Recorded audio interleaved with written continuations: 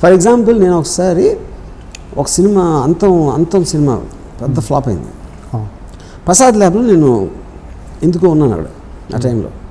ఎవరో ఒక ప్రొడ్యూసర్ పేరు మర్చిపోయాను.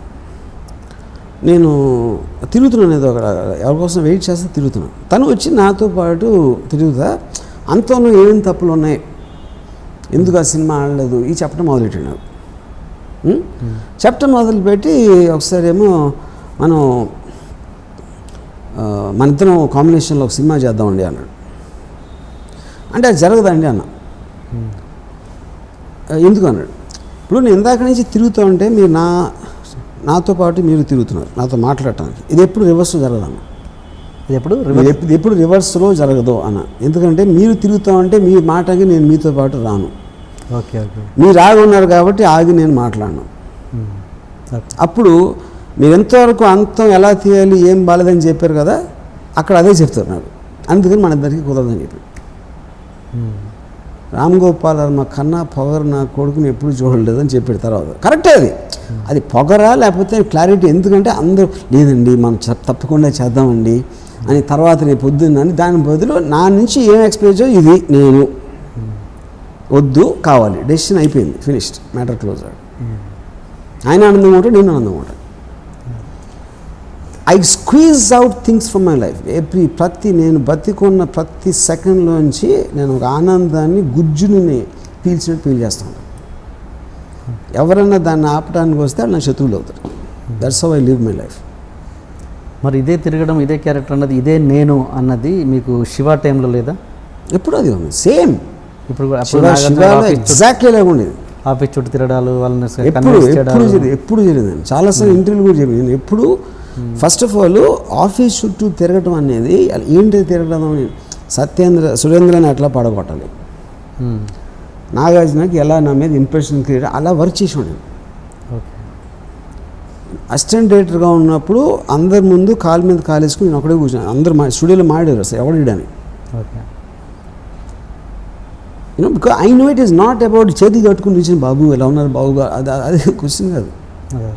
ఫస్ట్ టైం దాసనారాయణరావు గారి దగ్గరికి నేను పురాణం సూర్య అని ఉండేవాడు డైరెక్టర్. పురాణం సూర్య దగ్గర నేను అసిస్టెంట్గా చేరి పొద్దున్న 5:30కి రమ్మన్నారు ఆయన దాసనారాయణ. ఎవరిని? పురాణం సూర్యని. ఆయన నేనెవరో తెలియదు. నేను సూర్యకు ఉన్న 5 అసిస్టెంట్లో నేను ఒకటికి వచ్చాను. ఎంటర్ అవ్వగానే ఆయన లివింగ్ ఆయన డ్రాయింగ్ రూమ్లో కూర్చున్నారు. నేను వెనకాల నడుస్తున్నాను, వీళ్ళందరూ వస్తున్నాను. అందరు వెళ్ళి ఆయన కాళ్ళ దగ్గర కూర్చున్నాను. నేను అది చూడగానే వెనక్కి తిరిగి వచ్చాను. అంటే పాయింట్ దాసనారాయణరావు గారిని గౌరవించాలా లేదనేది క్వశ్చనే కాదు. అలాంటి జస్చర్ నాకు ఇష్టం. దాసనారాయణరావు గారు అంటే వాళ్ళకి మించి 100 రెట్లు నాకు ఎక్కువ ఉంది గౌరవం. కానీ దాన్ని ఎక్స్ప్రెస్ చేయడానికి మీరు కాళ్ళ దగ్గర కూర్చోవాల్సిన అవసరం లేదు. అది నేను సిల్లీగా ఫీల్ అయ్యే కొన్ని జెస్చర్స్ ఉంటాయి. అది ఏం చేసినా నేను చేయను. కానీ ఇప్పుడు అదే అసిస్టెంట్ని దాసనారాయణరావు గారిని నా దగ్గర నన్ను ఆయన ఎదురుగా కూర్చోబెడితే దాసనారాయణరావు గారి సినిమాల గురించి వాళ్ళకన్నా 10 రెట్లు ఎక్కువ నేను మాట్లాడతాను. నేనేమి నేర్చుకున్నాను, ఏం ఎఫెక్ట్ అయ్యాను, ఇలాంటివన్నీ కలిసి. కానీ కేవలం ఆయన వెళ్ళి ఆయన కాళ్ళు ముట్టుకున్నంత మాత్రం నాకు తక్కువ రెస్పెక్ట్ ఎట్లా అంటారు? అప్పుడు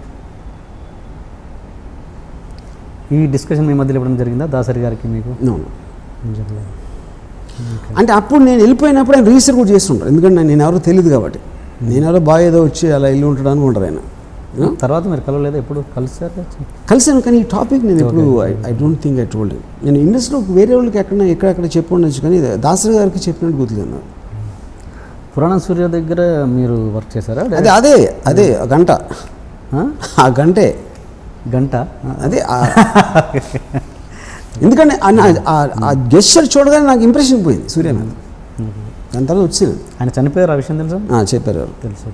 మీరు ఆ మధ్యాహ్న హత్య అని ఒక సినిమా తీశారు. దానికి బిగినింగ్ మీరు ఇంద్రగంటి మోహనకృష్ణ చేశారు దానికి కదా? ఇంద్రగంటి మోహనకృష్ణ దానికి బిగినింగ్లో డైరెక్టర్ ఆ సినిమాకి. నాకు సరిగ్గా గుర్తులేదండి. I think so.